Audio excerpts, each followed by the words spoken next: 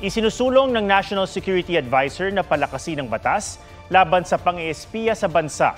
Sa gitna ito ng mga kaso ng paniniktik at panloloko ng dayuhan na dayuhan ang sangkot.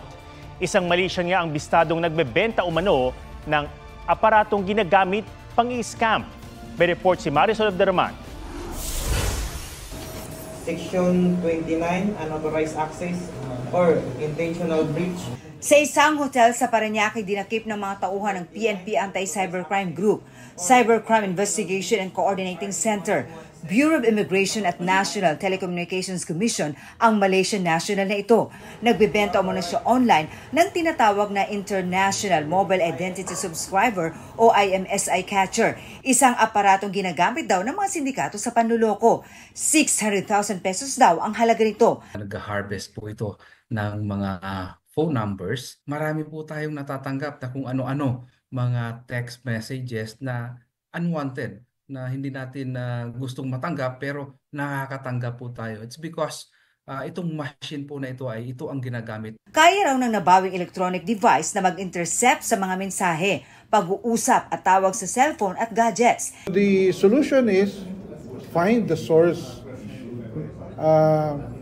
Kung hahabulin mo lang, yung operator hindi mauubos. So tinarget namin yung source ng IMSI catchers. And this is one of the major suppliers ng IMSI catcher dito sa Philippines. Hindi raw naging madali ang paghuli sa dayuhang suspect. We have to step in and bring in advanced science technology in tracking it down. And finally, we caught up with him in cooperation with our foreign partners, yung Malaysian government. Sinusubukan pangkunan ng pahayag ang suspect na inireklamo na ng paglabag sa Cybercrime Prevention Act of 2012 at iba pa. Tingin ng mga otoridad, may mga kasabwat pa siya.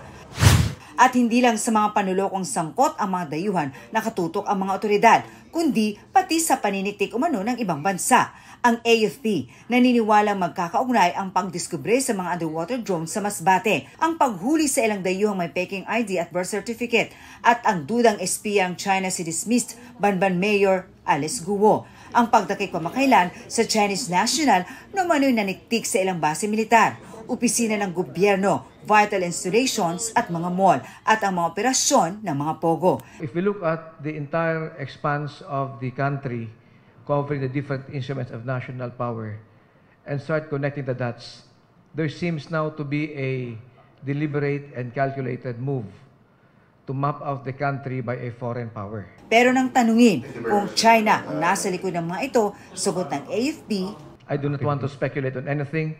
We base our statements on facts. Sa gitna nito, hinikayat ni National Security Advisor Secretary Eduardo Año ang Kongreso na palakasin pa ang batas laban sa pang-eespiya. Marisol Abderrahman, nagbabalita para sa GMA Integrated News. Huwag magpahuli sa mga balitang dapat niyong malaman. Mag-subscribe na sa GMA Integrated News sa YouTube.